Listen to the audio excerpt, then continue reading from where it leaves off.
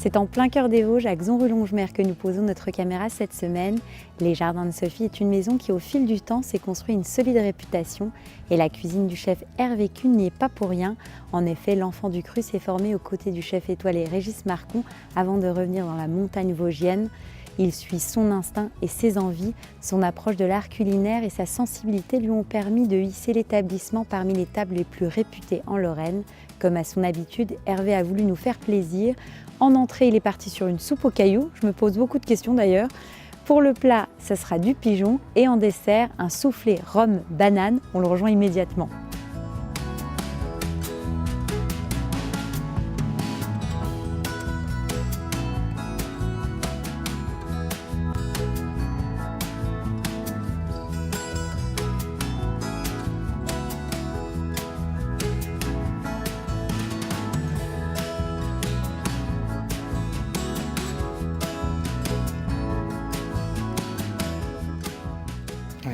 On va faire Saint-Jacques. D'accord. Et donc c'est pour une soupe aux cailloux. Voilà. Et c'est quoi la soupe aux cailloux? Donc la soupe aux cailloux, c'est un potage paysan. D'accord. On va mettre un caillou au fond de l'assiette parce qu'il y a une légende qui tourne autour, avec un bouillon de volaille. Et au lieu de mettre du fumet, du lard, des saucisses, on va mettre des Saint-Jacques snackés. D'accord. Pour agrémenter un peu mieux la soupe.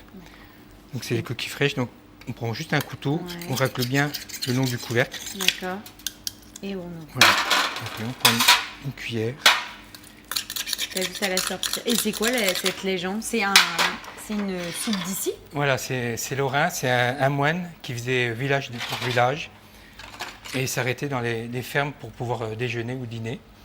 Et il ne voulait pas lui donner à manger, donc il a inventé une histoire autour de la soupe aux cailloux qui revenait pas cher, puisque c'était de l'eau et un caillou. D'accord. Et au fur et à mesure, il faisait rajouter dans l'eau des légumes, du fumet, pour améliorer en fin de compte la soupe. Et en fin de compte, c'était une soupe paysanne. Et les paysans ne s'en rendaient pas compte, qui nourrissaient le moine gratuitement. D'accord, donc avec cette soupe aux cailloux qui était améliorée finalement d'auberge en auberge et de ferme en ferme, quoi. Voilà. Donc, bien raclé. Et toi, tu l'as encore plus agrémenté avec des Saint-Jacques, ou on peut faire ça avec de la langoustine. D'accord. Voilà. Donc il y a aussi une idée de mélanger terre-mer. Terre et mer, voilà. D'accord. On aura le lard aussi dans l'assiette ou non? Non, pas dans l'assiette. On va juste pour faire revenir les légumes, pour avoir le petit goût fumé, mais on va le retirer à l'envoi. Donc là, on est en début de saison. Voilà, ça fait à peu près 15 jours que ça a vraiment démarré. C'est une... cette préparation-là, ce qu'on peut faire, c'est préparer déjà tous les légumes en amont, comme voilà, ce on qu'on peut a fait même à la veille, mais c'est juste vraiment, il faut vraiment snacker les Saint-Jacques à l'envoi. D'accord. Donc, c'est-à-dire que tu prépares ton bouillon, tes petits légumes avant, et puis tu mets toute ta préparation, et après, tu n'as plus qu'à réchauffer, et puis... D'accord. Alors, ce qui est amusant, c'est vraiment verser le bouillon dans l'assiette devant les invités. On va mettre un peu de beurre d'escargot pour rehausser un peu le goût du bouillon. Et comme ça, le beurre va fondre avec la chaleur du bouillon. D'accord, je te laisse faire. Hein, voilà, donc là on enlève. C'est de la belle Saint-Jacques. Alors on peut garder le corail si on veut, mais moi je ne suis pas trop. Ouais, j'ai beaucoup de chefs qui disent qu'on peut le garder, mais en fait il n'y a personne qui le garde. Ouais. Donc j'ai l'impression qu'on peut pas vraiment. Non, mais c'est vrai. C'est quoi? C'est pas intéressant. Il y a juste de la couleur, mais en termes de goût, non, c'est pas vraiment goûteux. Et puis bon, ça éclate. À la cuisson, ça va éclater. Et puis ça sera pas forcément joli dans l'assiette. Donc là, on va juste les laver pour enlever le sable.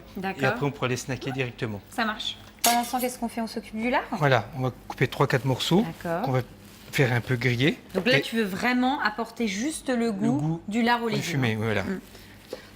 Avec 3-4 morceaux comme ça. D'accord. Donc voilà. Là, on va bien faire colorer le lard. D'accord.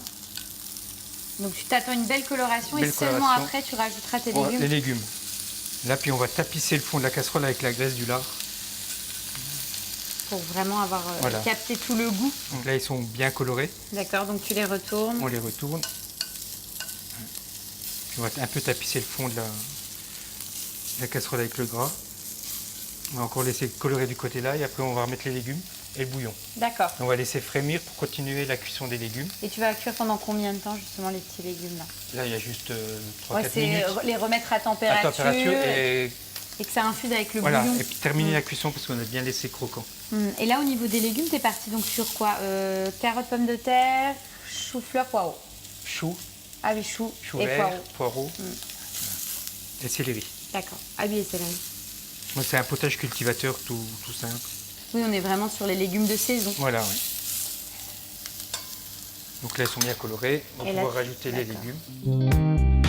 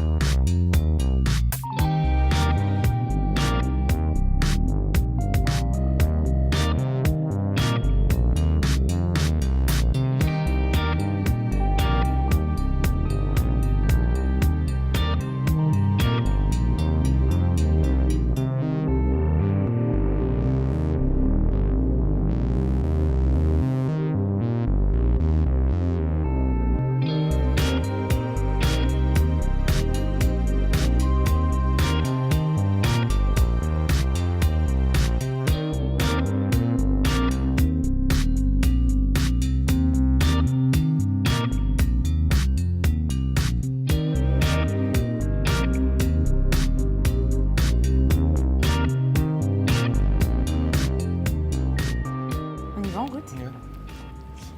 Donc, tu as rajouté un petit beurre d'escargot. Voilà, pour donner un peu de peps au bouillon. Les Saint-Jacques sont bien marbrés. Ah, super. J'aime beaucoup, tu sais, l'association de tous ces légumes d'hiver plutôt rustiques et la Saint-Jacques qui est un produit noble. Le mariage et Le mariage du l'association, bouillon. ouais, c'est super. Franchement, c'est top, quoi. Donc voilà. Donc le caillou, c'est vraiment folklorique. Oui. Mais bon, c'est... En plus, c'est visuel, donc Oui. c'est plutôt sympa de l'avoir dans l'assiette. Pour le plat, t'es parti sur quoi? Donc sur des tofailles de topinambour D'accord. avec des suprêmes de pigeon.